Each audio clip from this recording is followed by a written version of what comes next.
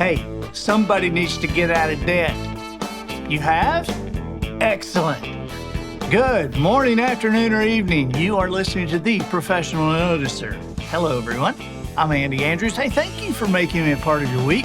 My purpose here today and with every show we do is to play the part of a best friend or a coach. I want to help you live the life of your wildest dreams by giving you access to the greatest mentors the world has to offer today. The Professional Noticer is sponsored this week by our friends at Tucker ATV. Oh my gosh, Shannon and Lisa, you will love them. And you know, the variety of the stuff at Tucker ATV will blow your mind. The Hustler turf equipment, the entire line of Echo power tools. I'm talking stuff you didn't even know existed. And of course, Tucker ATV carries every make and model of Polaris ATVs. They have everything. And then indoors, you want to see the taxidermy, the indoor porch, the antique displays. The indoor porch has a porch swing, nice reclining chairs, big television, free coffee. You don't need to just visit, Shannon and Lisa. You need to move in. Their place feels like home, and they treat customers like family, which is why people from 14 states have done business with Tucker ATV, a place that's not even on an interstate. It's Highway 43 North in Jackson, Alabama. Tucker ATV, the small town business with the national reputation. Observations and answers, that's what we do here on The Professional Noticer. And as you know, we love it when somebody comes to the table with both. And we've got double the double today. We've got double the amount of observations and answers. We have one of my dear friends and a guy that is a close personal friend, a mentor, and kind of like a brother to me. He is the #1 national best-selling author. As a matter of fact, his newest book, Build a Business You Love, just launched, and it was #1 the first week it was out. Now, I'm sorry he couldn't do any better than that, but that's as good as we could do right there. He is the CEO of Ramsey Solutions, and since 1992, and you can do the math on how long that's been, Dave has helped people regain control of their money, build wealth, and enhance their lives. He has 18 million listeners a week. Please welcome my buddy, Dave Ramsey. Hey, man. Good to hang out with you, my friend. Good to see your face.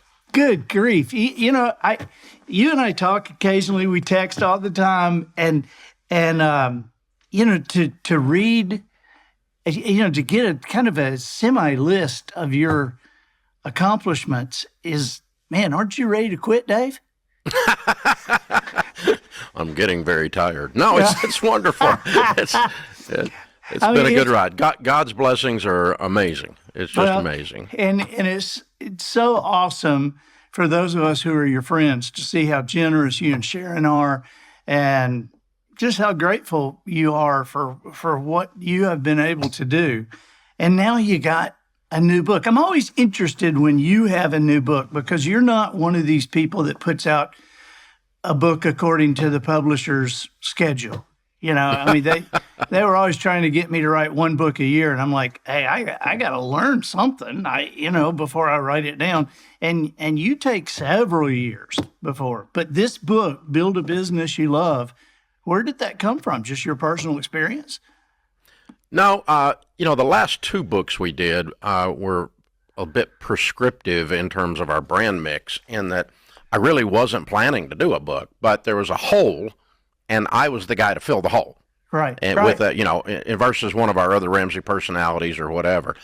And the hole on this was, we had a #1 bestseller called Entree Leadership, and we coach about 10,000 small businesses. And you've been to the Entree Leadership events and spoken for us over the years. And, those events I just love the small business space and helping people, because that's what I've been my whole life. Sure. So the Entree Leadership book was 2013, I guess it was, or something like that. And it's older than that. Anyway, it was our playbook of how we ran our business.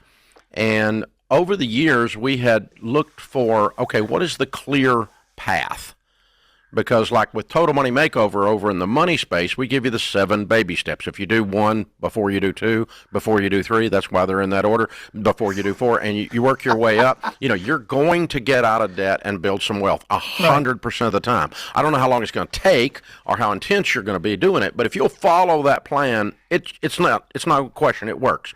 And we were observing these patterns in businesses, and we're like, okay, in a sense, what is the baby steps for business? In business is more complicated than personal finance because there's more variables. But, what does it take to level up? What have we been through going from a card table in my living room to a $300 million company over 35 years, and going to 1,100 team members? What are the things we've been through, the stages of business, and what was holding us back from those stages? So we ended up developing out and really just observing, like you say, the noticer, the 5 stages of business. Okay, but what drove us through those 5 stages? Well, there's 6 drivers that drive you, kind of a flywheel thing like our friend Jim Collins. But and then you level up, learning different things, a level of sophistication, and move up through these stages. And it can be over 3 years, or it can be over, in my case, 35 years. And so, but we just wanted to give people a clear path, because here's the thing: people will do hard stuff if they know it's going to work. Yeah. Yeah. And there is I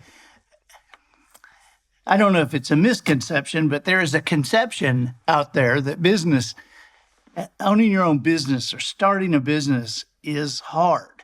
And just like the leadership stuff, you have decluttered this. And like the Baby Steps Millionaire book, you have decluttered starting a business. What do you think that you have circumvented for people? What do you see as the number one thing right when they're starting, and you go, now see, I've noticed that for years, and you shouldn't do that, but people do it. What is that for you?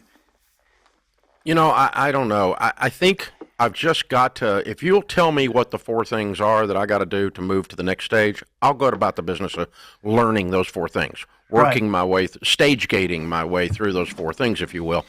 But flying blind is a pain in the butt. And that's what I've done my whole life. I just had to scratch and claw. There wasn't a playbook. I mean, I had friends in business. I've read every wonderful writer, all the friends you and I have that write in leadership and do a great job on that. And I've certainly learned a lot over 30 years. But I still didn't know, okay, why am I stuck right now? At this stage. Okay, now I got 50 people, and what's sticking me now? Why can I, because, what you get when you solve a problem is you get a bigger problem to solve. And so I couldn't. I was stuck in the fog, and I played golf in Scotland last fall, first time ever, and it was fogged in. So we're hitting off the tee, and you have no idea where the freaking ball's going. And that's kind of how you're just the cat. You have to trust the caddy. He says hit it that way, but you don't even know if you're going to find it because it just disappears into oblivion. Then we went to Kingsbarn, and they had these bicycle strobe lights at about 120 yards on a little fence post thing. They drive in the ground, and you could see nothing except fog and this one little red light. Okay, now I got something to aim at. And my energy level, my hope level went way up. And I kind of think business is the same way. Boy, that's a great analogy. That's a great analogy. Of course, I listen to that and I think, why didn't you just wait till later? Wait till the fog cleared. But you're in Scotland. There's always fog. So, because I got to go home later. Yeah. yeah. So if you look at the timing, right now, there's so many questions about the economy. Should people? I guess what indicators should they look at? Whether starting a business now, waiting 6 months, waiting a year. I mean, I'm never for waiting, but what do you say? Oh, this is the best time to start a business in the history of human man. Why? I mean, this is just, everything, the ease of entry. You can decide that you want to have a marketing plan and have it on a website by morning and have an app 3 weeks from now. I mean, the ease of entry into this stuff. You can click on some of the cut and paste stuff and have a web store. You can have an accounting system. It's just instantaneous. In the old days, it took like a year to build a distribution system because everything was analog.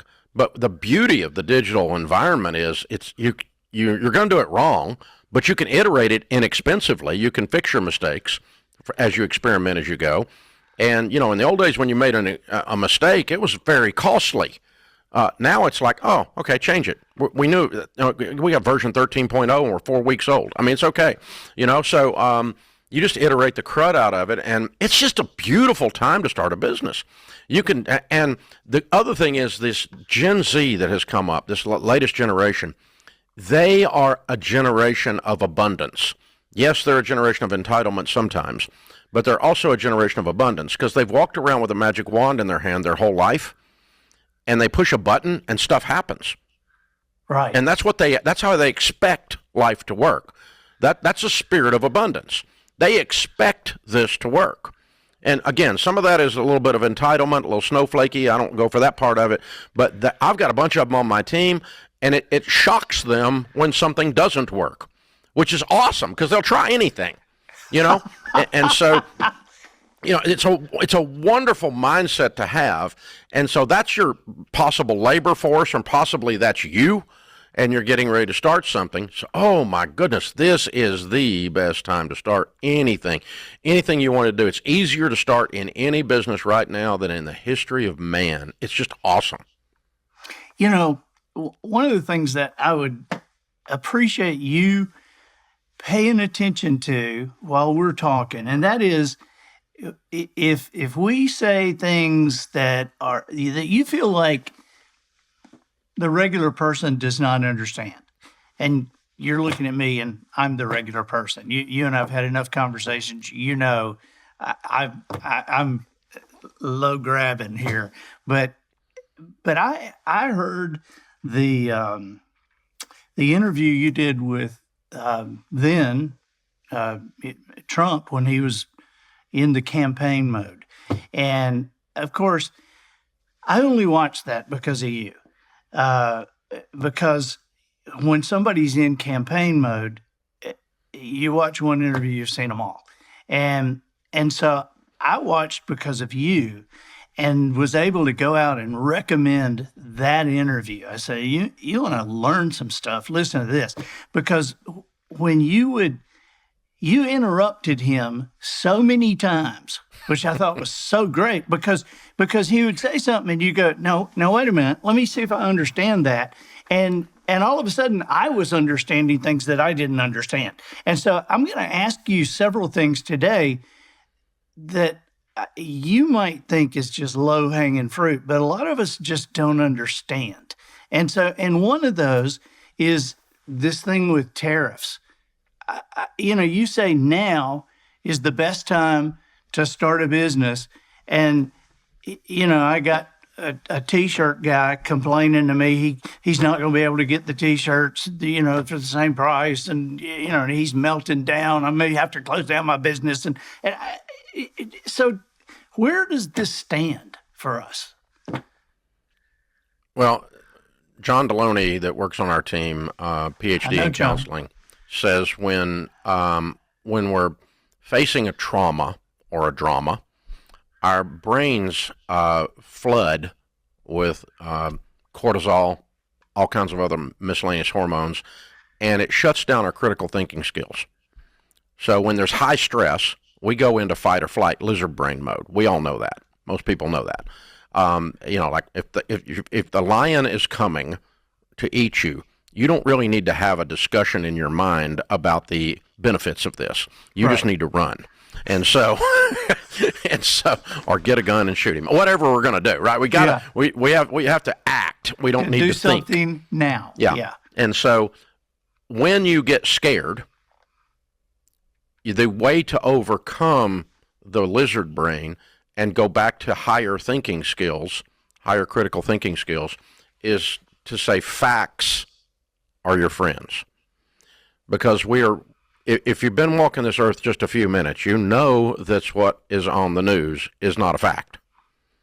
We know that it is there to cause fear or anger, to cause you to tune in and stay addicted to the fear porn.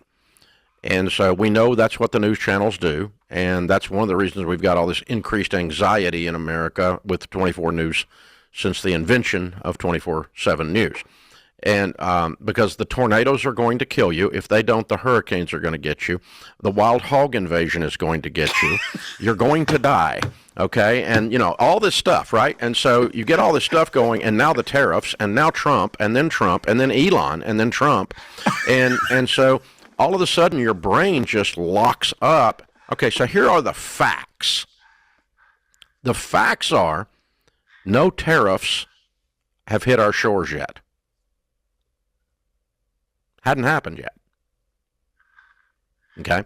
So increased cost of goods due to tariffs have not made the U.S. shoreline yet, as of this recording. Okay. Right. Now, by the time this is played, it's possible. But so what we're observing is a grenade war between Trump throwing a grenade and China throwing one back, and whoever else throwing one back, and little temper fits going on, and posturing and blustering, and this dance of a New York street fight negotiator. And this is what you're witnessing. So when the actual tariff occurs, if it occurs, and if it affects your cost of goods sold in a small business, then we can talk about what we need to do. If you want to consider for 20 minutes what to do if it comes, that's fine. But don't spend the next 24 hours ruminating on something that hasn't happened yet. Right. Right. Okay, so, you know, now I've got a handful of products. Well, Rachel Cruz, my daughter, we have a high-end wallet that we sell, the Rachel Cruz wallet. And we buy that out of a ministry in India that has ladies that were that they got out of homelessness and off the streets, and they give them a job working on these wallets. And so we're supporting that, and we're buying the wallets there, and the price is really good. So if that wallet triples in cost because of tariffs but to India, then we'll have to make a decision. Are we going to continue to source that wallet there? We've just got a handful of Ramsey products that are situations like that. We don't have anything in China right now. We don't have anything else. And by the way, if you're in the T-shirt business, you're probably not getting your T-shirts out of China. We're in the T-shirt business. I'm not getting my T-shirts out of China. So I don't know where, you know. So what I'm saying is the meltdown that happens, we all have a drama queen that lives between our ears, and those of us that are in business, it's a super active drama queen. And so, because we fight all of these battles that have not yet occurred. So facts are your friends. Pivot or change your sourcing of your product line to a non-tariff situation, or decide I'm not going to have that product line because I can't make it in the States cheap enough to sell it. Or whatever, at the time that it actually occurs. Let's not freak out yet, okay? It's like they close schools tomorrow because there might be tornadoes tomorrow, and they did it today. I understand I don't want children to die, but that one just blows my mind, you know? It's the same kind of thing. You know, this is for somebody, my dad passed away, good grief, 40-something years ago. And this is the kind of conversation I imagine my dad having with me. You know, I really appreciate that. I'm not kidding you. And I think that a lot of dads, you know, would share those sentiments, but maybe not be able to say them as eloquently. But I will remember there is a drama queen who lives between our ears. I'll remember that forever. So with the book, you know, when I listen to you don't go a day without referring to the trials and tribulations that you and Sharon went through earlier in your marriage, business-wise, and you pretty much, I mean, I can't think of a time that you didn't say, I did this. This was me. And so what, you know, how does build a business you love help people avoid those mistakes? Are there any specific ones that you were saying when you sat down to write this thing that you were saying, I don't know what they're going to get out of this, but by God, they're going to get this out of here. Yeah. Well, one of the things I love about entrepreneurs, and you and I share that same ilk, is that we do take responsibility. We do. Sometimes we don't know what caused the car wreck, but we know we were driving. Yeah. It's like, I mean, we take responsibility. We're not. I meet very few small business owners who go, "Oh, it was someone else's fault." They really don't. Now, sometimes It is someone else's fault. Someone else does come at you. Sometimes you are a victim of something. But small business people, entrepreneurs, they don't live in victimhood much. Right. They don't live in entitlement much. So they're about controlling the controllables. And so that's what we set out to do. We're just going to give you a list of things. If you control these things, we can't tell you what tariffs are going to do. We don't know. But if you control the things you can control, that is the path to success, because about 80 to 90% of our destiny is in our control. It's not an outside variable. It's not this boogeyman called the economy. It's not this vague thing of who's in the White House. Who's in your house matters a lot more than who's in the White House. Okay, that's another one I'm going to remember forever. Go ahead, keep going. I mean, you know what I'm talking about. That's I do. A form of what you said. It's a form of personal responsibility, if you will. A personal accountability. And yeah, when I went broke, some banks did some evil, bad things to me. But they couldn't have done that if I didn't sign up for the trip. Right. You know what I'm saying? So there's a part of the controllables that I control. So am I going to step up into the bear trap and then be shocked when the thing snaps? Or am I going to look at that and go, I'm not going over there. That's a bear trap. And so, that's the beauty of this, and that's why this book, I think, has already become so popular, is because we're not really talking about all this existential crap. It's just do these 4 things and shut up, and they're hard and they're complicated. Sometimes they're more sophisticated than my brain is, but you still got to go figure it out, because that's what you got to do to get to stage 4 from stage 3. It's what you got to do. Right.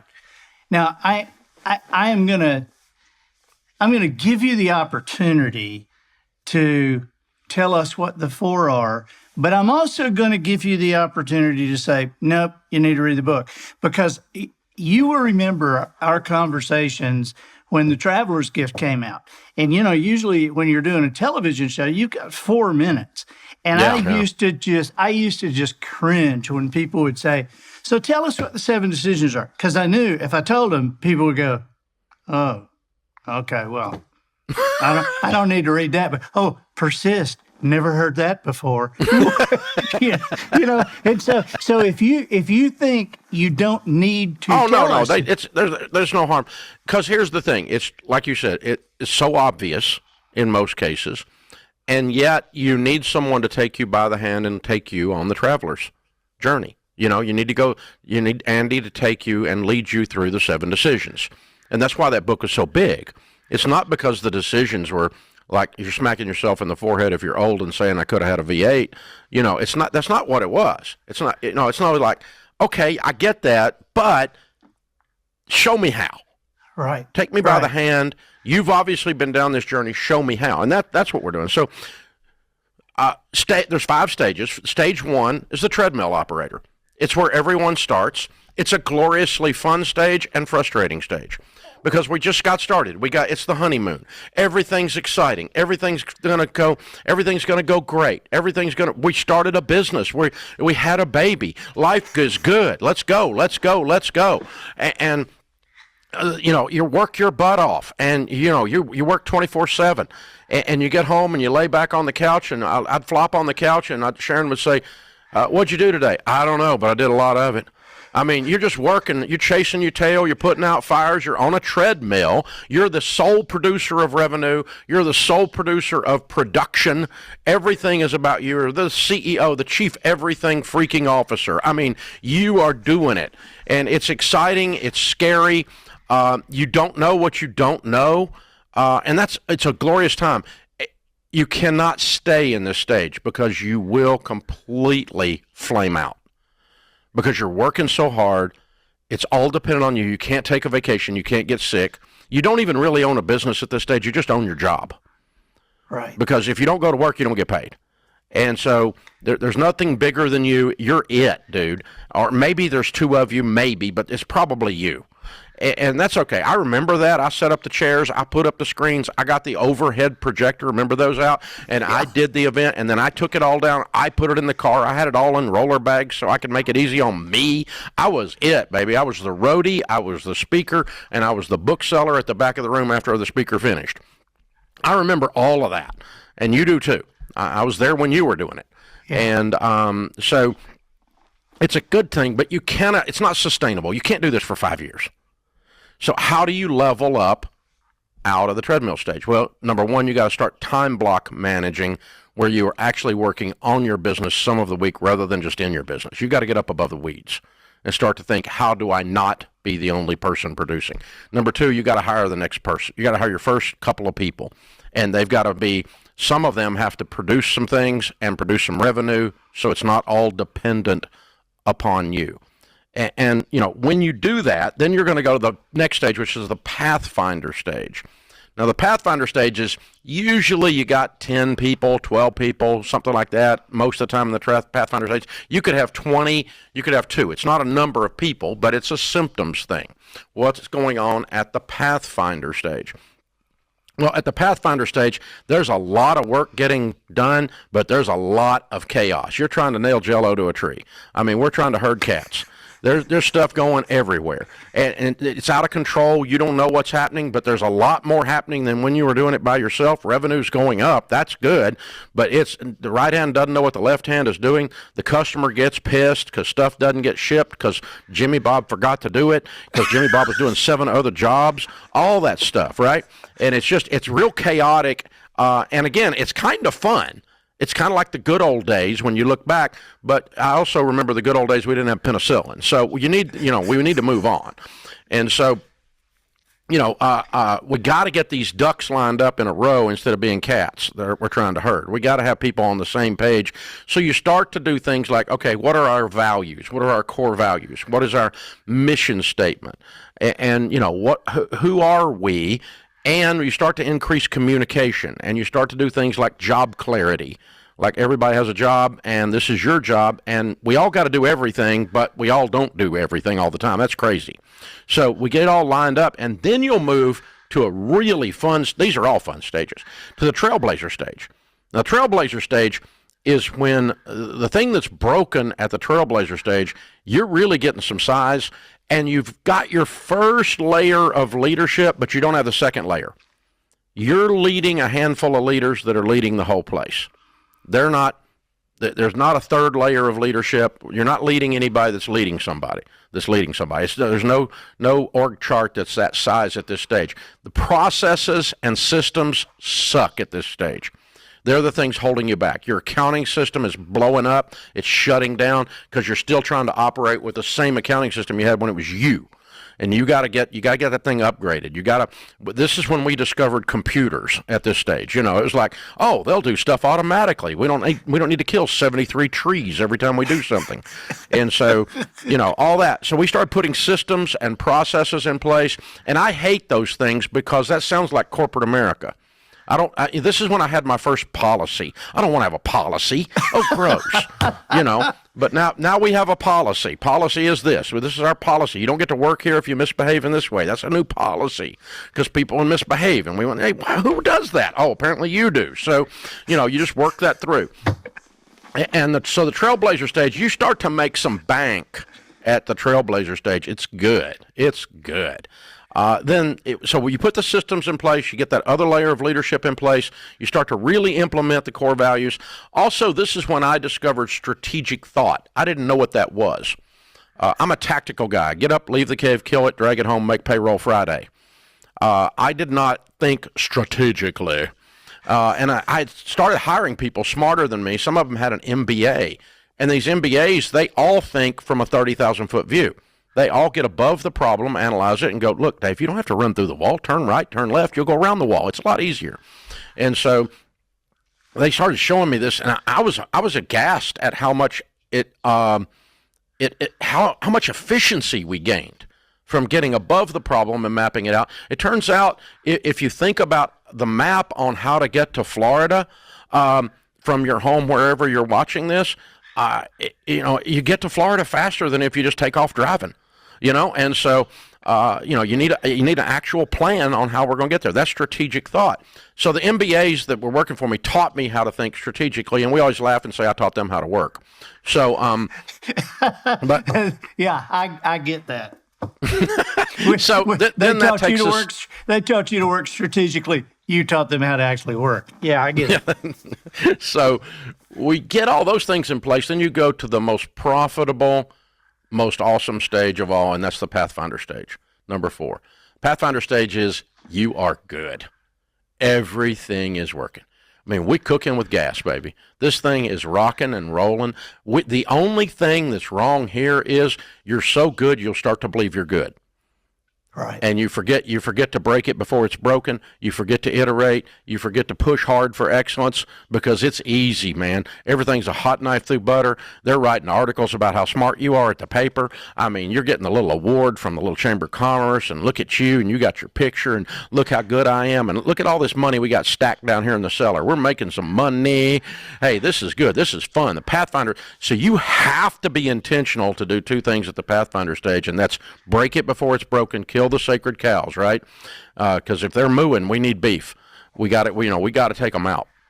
And then we get to, and the second thing you got to do is this continuous push, aspirationally, inspirationally, for excellence within the organization. You have to drive excellence into the culture like your life depends on it, or it will begin to deteriorate based on hubris, as my friend Jim Collins says in the book How the Mighty Fall.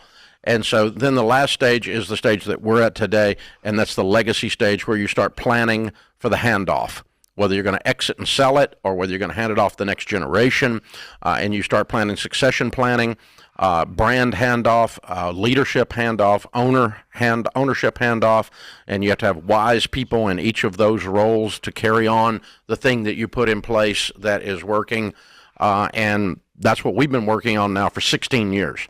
But we were in the Pathfinder stage most of that 16 years, but we started the succession plan, the legacy mindset a long, long time ago, and now we're deep into it. And so that's the 5 stages. While you're going through those 5 things, of course, there's a bazillion things that are going on. That's a real quick rundown. But we can take you by the hand and lead you through those things, and it's doable. That is awesome. Listening to you here, I'm just, as you know, Austin and Adam both work for themselves, and so they're definitely going to get this book. This is just great. I heard you mention something that I know is dear and critically important to both of us. I coach a lot of businesses too, and I find, like, number 1 on my hit parade that I need to go after and kind of identify and establish first is that culture. And so how do you develop and maintain a culture, and where is culture for a company on that hit parade for you? Well, the father of modern management, Peter Drucker, famously said, culture eats expertise for lunch. And so you can hire a bunch of really smart people with really not fancy degrees and completely fail. Right. And you will fail if you do not fight for culture. You have a culture. You either have one by default or one that you forcibly create. We forcibly created ours early and often. And we spend an immense amount of brain calories and money and time and effort on culture and reinforcing it and causing our team to fight for the culture because they love this place. I love working here because we don't have gossip. I love working here because we have a self-employed mentality. I love working here because we drive for excellence and we serve the people outside these walls and we change people's lives. Okay, then fight for that. Anything that would come against that, if you're a team member here, fight for that. If there's a problem, bring it to leadership. If there's, somebody that's not caring, they don't care. They're just mailing it in. Well, you don't fit in around here, man. And so you don't have maybe you're not in a position to fire that person, but you can talk to somebody that is, and go, hey, this guy's coming in at 9:30 and he's leaving at 3:30 and he's sitting on Facebook all day while he's here. That's not tattling. That's ownership. Owner wouldn't put up with that crap. Well, you're one of the owners. Act like it. Right. And so, you fight for the culture. You fight for the culture. Everybody in the building has to fight for the culture because it erodes instantaneously if you take your foot off the gas. A positive culture does not occur by default. It is an act of intentionality, repeatedly, over and over and over again. And it's the most rewarding thing you can do. You get a high-quality culture, you can attract talent because they know the thoroughbred knows they're not going to have to work with a donkey. And thoroughbreds don't like working with donkeys. And they had to at their last place, and they don't want to tolerate it. It's no fun when you're a thoroughbred to hang out with a donkey. And donkeys actually don't like working for thoroughbreds. So it's a good thing. Culture will cause a naturally occurring donkeyectomy. It'll spit them out. If excellence is the culture and the thoroughbreds are all running around, the donkey goes, I don't fit in here. I say take it easy. I mean it. I got to leave because these people don't take it easy. They're getting it. And so that's the Ramsey culture, right? We're intense. And we fight for that. We're a culture of compassion. If someone falls down and scratches their knee, we don't shoot our wounded. We pick them up, dress the knee, sit there with them, pray for them, get them back up, give them a minute to do that, and we'll cover for their work while that's going on. I got a team member had cancer, and, what do? You fire them? That's what corporate America does, not small businesses, though. We take care of our people. We love our people. And so all that kind of stuff. So anyway, the culture is king. To your point, you and I have talked about that many times around the campfire at a hunting trip. It's king.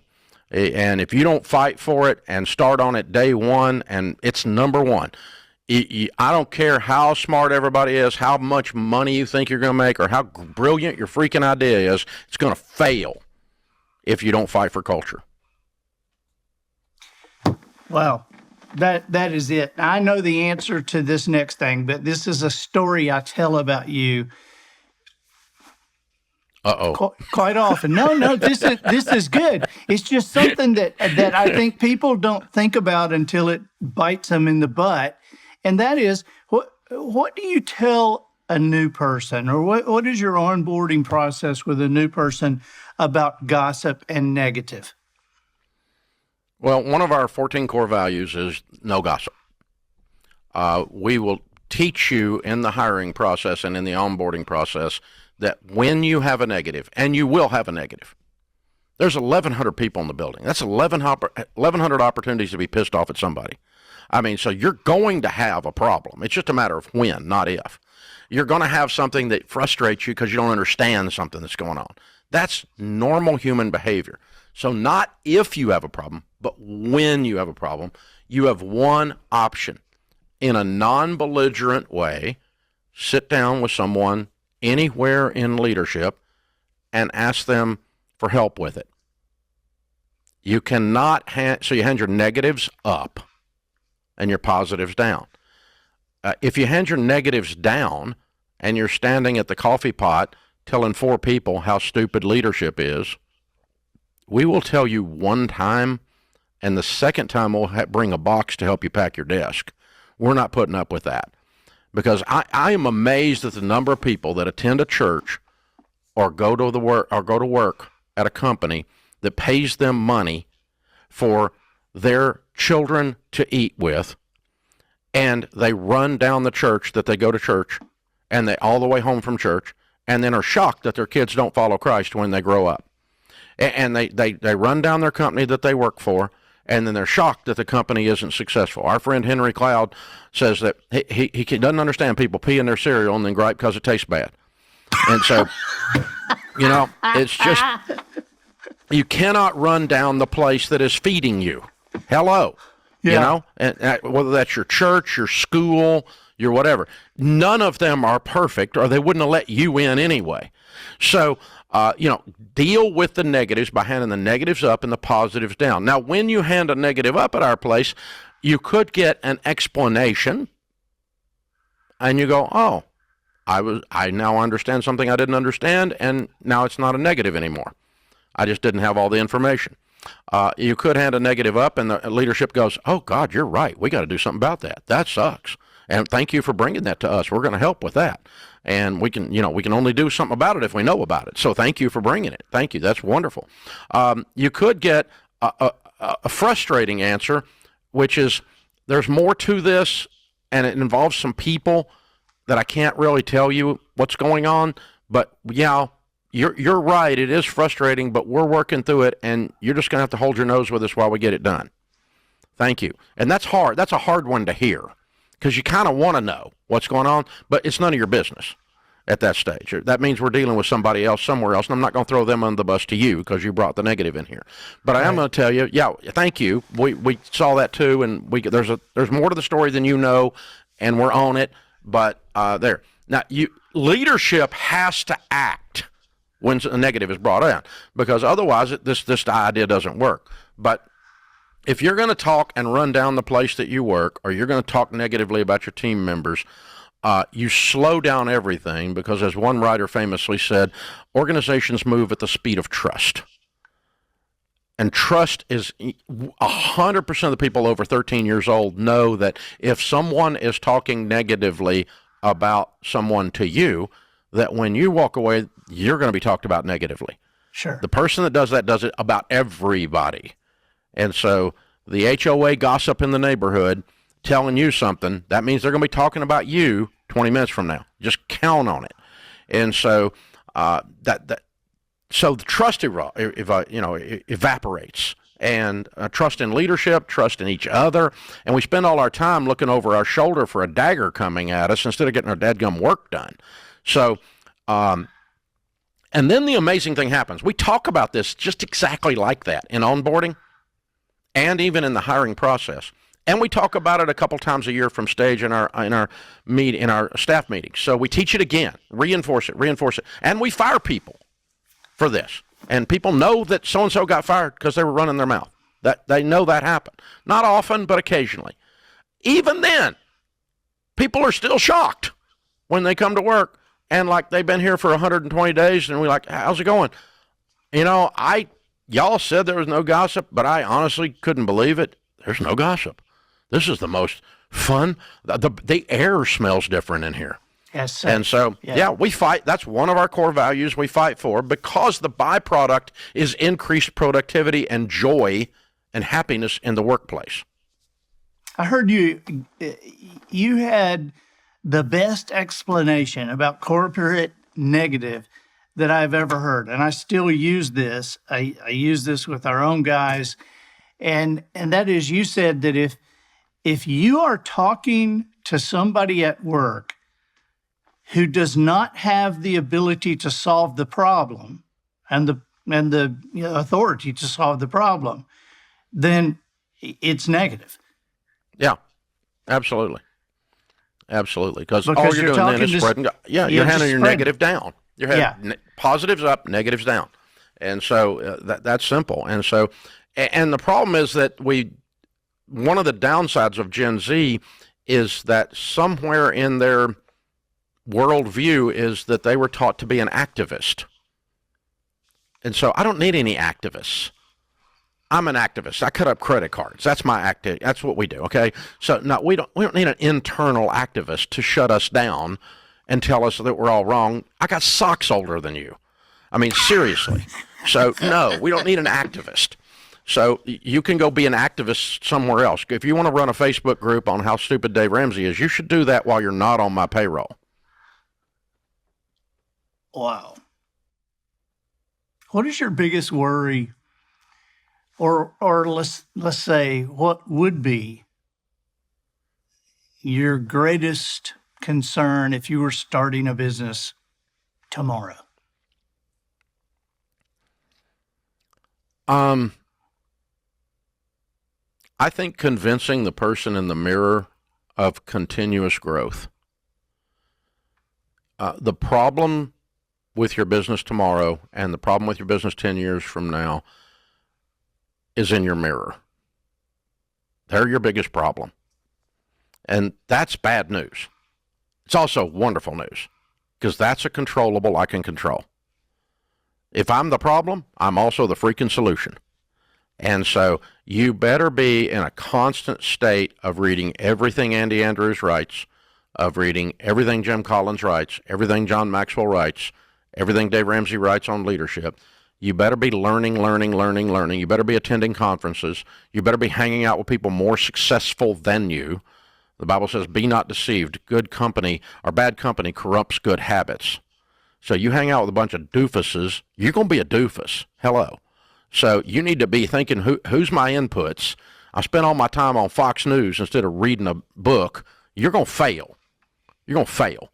So you've got to control your inputs, and you have to constantly be growing because you're the problem and you're the solution. 80% of your future success, 85% is going to be based on whether or not you learn something tomorrow that you didn't know today to take your people and your cause and your profits to a place they've never been before.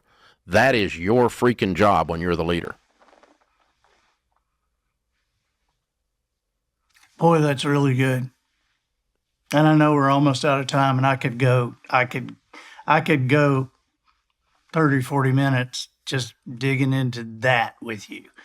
The idea, because I just, and I don't want to get onto the topic, but I just. But you and I have spent our lives on self-improvement. Right. As a product. But we also are, I mean, our good friend Zig Ziglar, God rest his soul, both of us, we've had wonderful discussions with him, about him, the impact that guy had, but he was just one of a litany of people. So not only are we some of the key exporters of self-improvement in our culture today, you and I, but we're also a product of it. Right. Oh, yeah. Yeah. Oh, yeah. And it drives me crazy when I experience companies, which I do a lot, which they give a little bow to personal growth and family oriented, but they don't understand it. You can just tell by the decisions they make, they don't understand how important personal growth is for them or for their people. And so I love hearing you explain that. At some point, those two things, and just a fun discussion, I think, too, we could do it another time even, is I think that interweaves with the whole culture discussion. Culture is king. It does. And the mandate, there's some kind of an overlay or an intertwining with the idea of self-improvement driving culture. Or maybe one of your cultural icons is self-improvement. I don't know exactly how those things work together, but I can tell you they don't exist one without the other. Right. Okay, here's last question. If you were sitting where I'm sitting right now, and you had one question to ask Dave Ramsey, you have to get outside yourself now. What is the one question that I could ask that the answer you give would be the most valuable at this time in our history, in our lives? I mean, what do you wake up thinking about? I need to get that out. I wish I could get this out. This is, maybe you don't fully understand it yet. I don't know. But what is driving you right now? I wonder sometimes why you're still doing what you're doing. Well, I mean, as you and I both know, there's not one question. Yeah, I know. That's the one. I just set you up for question. 2 hours. Yeah. The one question is there's not one question. The answer is there's not one question. But I think you and I and the guys that you and I run around with and love and are all in agreement that the overarching driving force of all of this that makes it fun, that makes it worthwhile, that makes it eternal, that affects you as a person, that affects your wife, your kids, affects your team, affects your customers, is how aligned are you with this man named Jesus? And how much is he playing a part in your decision making? And how much have you bent a knee to the Christ? Because you're going to bend a knee to something. If you're watching this, your character and no matter how strong you are or how courageous you are, there's going to come a time you're going to find yourself on your knees. You either went there on purpose or you will be put there. That is how this life works. And so my recommendation is to choose what you're going to bend a knee to. And because I think it changes everything. Who's in charge? What's the driving force behind everything? And for you and me, it's the Christ. For you and me, it's the Son of God. And my sins are forgiven. And I will be dancing in heaven someday. I'm going to be having a serious party, I can promise you. Man, thank you so much for your time. You have been so much on the leading edge of my life for, I don't even want to guess how long, since before my boys were born. And so I've had so many great moments, so many memorable moments. I've learned so much from you, buddy. You too, man. I just appreciate you. By the way, one of the things that we experienced together, do you recognize that? I can't see it. What's your point at? Oh, well, it's the Northern Lights. No, that's the Northern Lights. Yeah. Okay, yeah, that's on the hunting trip last year. A picture we took that night. Yeah. Yeah. And so every time I see that, I think of you and those guys. What still blows my mind about that is we're standing out there in that field and you cannot see it with the naked eye. And when you took a picture, the stinking iPhone makes this it picks up every one of the colors that we were not seeing with our eyes. Yeah. It was amazing. And they're telling us it's there. You should see it. And then somehow somebody pulled out an iPhone and said, "Oh my gosh, look at this." Yeah. Just snap a picture at the dark sky and there it was. Yeah, that was a hunting trip last year. Yeah. Buddy, thank you so much for taking the time. Thank Kurt and all your guys there. I appreciate, I know how busy you are. And so I appreciate you too. I love you, man. I'll do anything for you. You know that. Appreciate your friendship. You've been a guiding part of our lives too. So it's a mutual admiration society around here, brother. Well, we'll see you soon. Bye-bye. Be good. I'm Andy Andrews, the professional noticer, harnessing common sense and wisdom to plow through challenges all the way to an answer for you. And I think that'll do it for this week. Get us out of here, Matthew. So, ladies and gentlemen, and to the boys and girls who aspire to become ladies and gentlemen, we have reached the end of another episode of The Professional Noticer. In a world where common sense has become a superpower, I'm harnessing that tiny bit of mental energy I have for you. Seeking wisdom, making observations, and endeavoring to answer tough questions in a way that will empower your family and your business.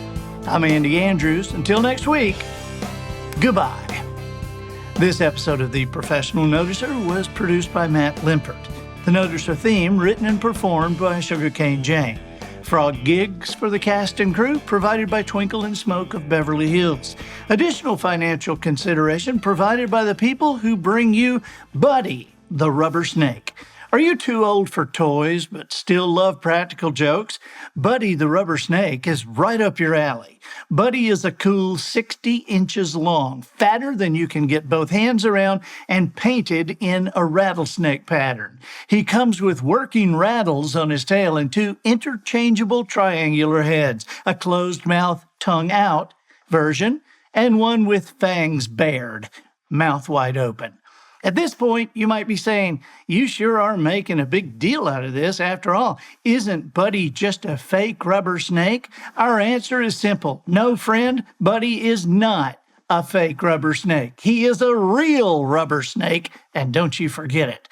To the delight of your friends and family, Buddy can hide in the mailbox, under a pillow, in the toilet, or just inside the house at the back door. And know this, Buddy the Rubber Snake looks perfectly natural as a decoration in your garden.